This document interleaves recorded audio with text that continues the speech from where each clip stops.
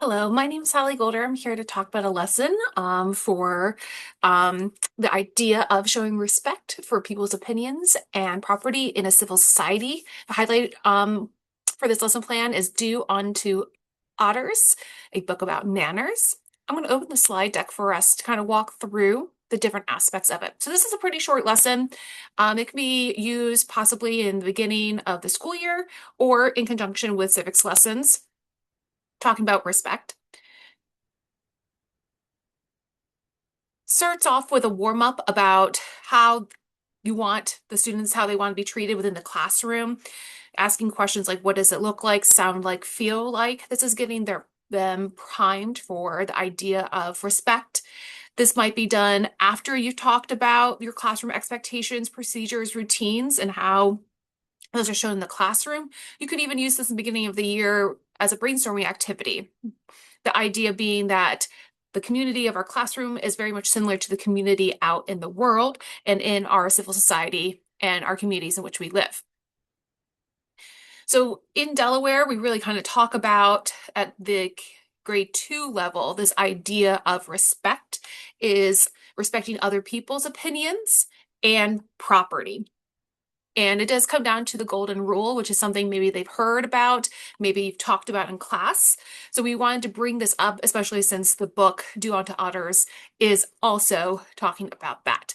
So we talk about the golden rule. You could do a think, pair, share. You could have them brainstorm maybe examples of the golden rule, kind of going back and building upon what they talked about in the warm-up.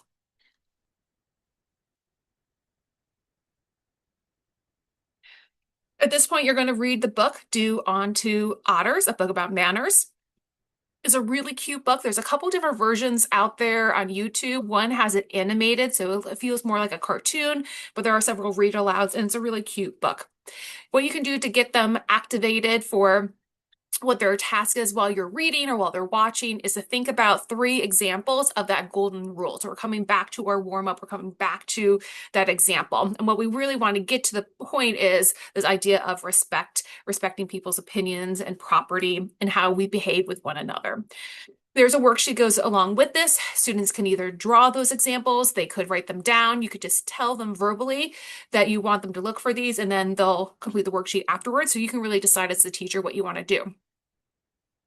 The biggest part here is that we want to then take this idea from the classroom example and bring it forward to this idea of a civil society and being a good citizen. So like I said, there's a couple of different ways that this could fit into either social studies instruction, possibly even SEL.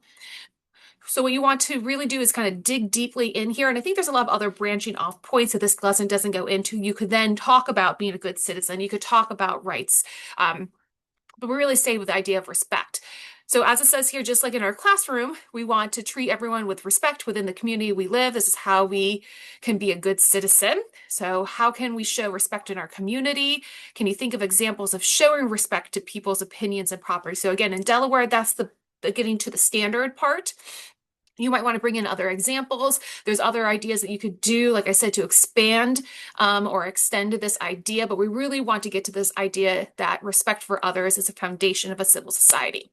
I included a video here, being a good citizen. If you have a citizenship standard, this might be a good connection as well. So we're not going to watch this, but that is available and linked in the lesson plan. And then at the end, we want to get to the point where they are able to apply this and bring this full circle. So they could use examples from the book, from the classroom, or even in how we interact with one another. So we want them to identify at least one way that they could show respect to others and how people can share respect to them. So thanks again for watching.